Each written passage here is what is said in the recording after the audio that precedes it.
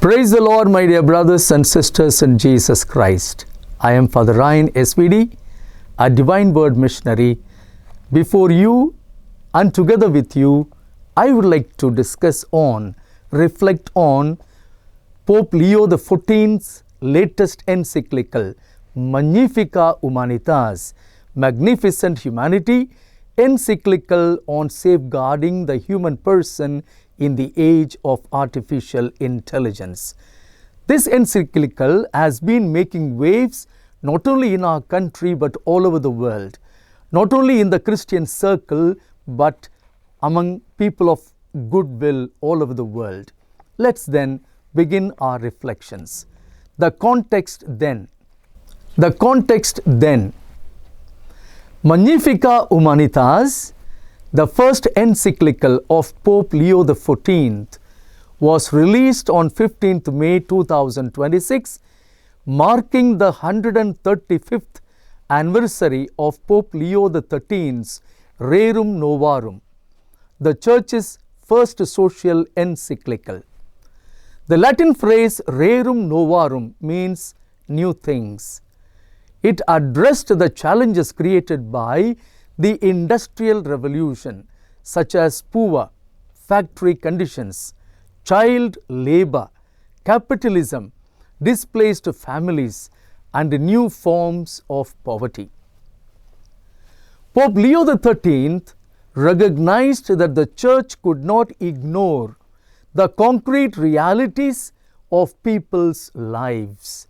As he stated in number 4, the proclamation of the gospel cannot overlook the concrete lives of people. The Church cannot remain a neutral observer. Its response must not only be theological but also anthropological, focusing on the dignity of every human person.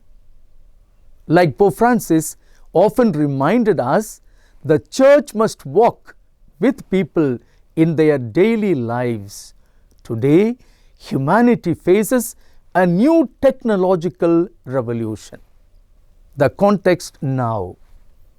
Digitalization, artificial intelligence, and robotics are transforming work, communication, education, and human relationships.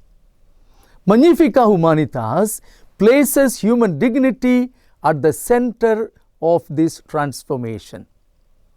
It reflects on human freedom, moral responsibility, and the need to protect the human person in the age of artificial intelligence.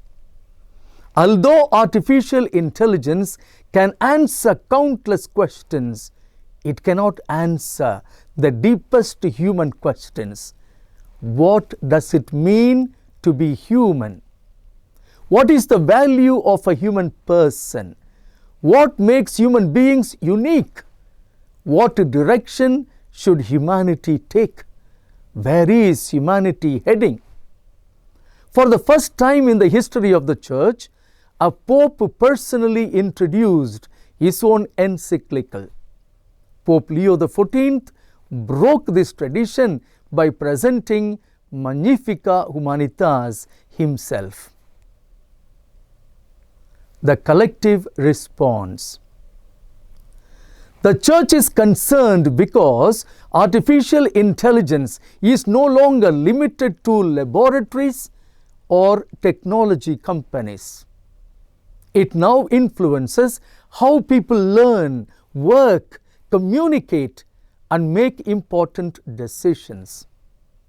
Scientific and technological progress should always serve humanity with ethical and moral limits. Therefore, the encyclical raises important questions. Who benefits from these technologies? Who is left behind? How can truth be protected in a world of deep fakes and misinformation? What happens when decisions affecting human lives are reduced to data or delegated to algorithms? The Pope warns the technology can overlook the value of the human person if ethics are ignored. He reflects on work, social justice, freedom, the concentration of power, and the common good. He insists that technological progress must always promote and never diminish human dignity. Every person possesses an inherent dignity that does not depend on usefulness, productivity, success, or social status. An encyclical is the highest form of church teaching. Pope Leo XIV explains that Magnifica Humanitas was prepared through extensive consultation with the scientists, engineers, political leaders, educators, parents, students, clergy, professionals, policymakers, and Christopher Ola, one of the co-founders of Anthropic. The document is written for everyone and does not require technical knowledge to understand.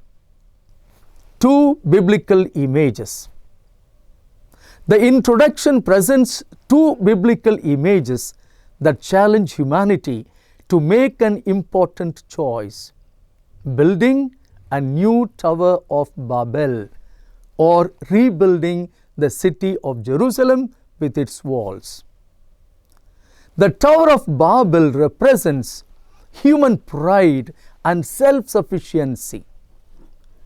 Its builders sought power, security, and a single language, technology, and direction. In doing so, they ignored God, rejected diversity, and valued uniformity over true communion. Their efforts ended in confusion and division. The rebuilding of Jerusalem presents a different model. After the Babylonian exile, Nehemiah the prophet found Jerusalem in ruins. Through prayer, planning, cooperation, he organized families, priests, artisans, young people, and community leaders to rebuild the city together. Everyone contributed according to their ability. Jerusalem became a symbol of unity, shared responsibility, and hope. The Pope uses these two images to ask how humanity should respond to the digital revolution.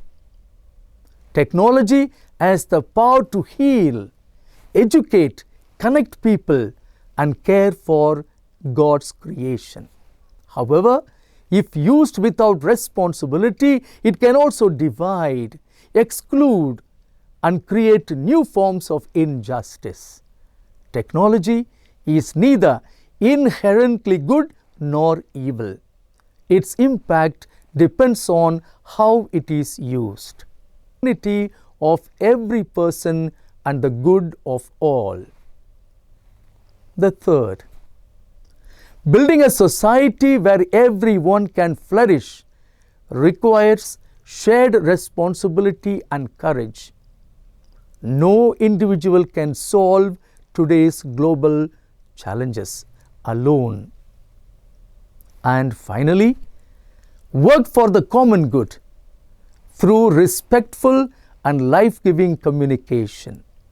We should avoid hostile language, promote digital literacy, include the most vulnerable, guide scientific research and technology toward justice and peace. Conclusion. The Pope concludes by encouraging everyone not to fear participating in the construction site of our time. Like Nehemiah the prophet, we are called to pray, plan wisely, and work with perseverance, placing God at the center of our actions and the human race at the center of every decision. In this way, the poor, the sick, migrants, and those who are often rejected will become the foundation of a welcoming and just society where love, faithfulness, righteousness, and peace flourish together.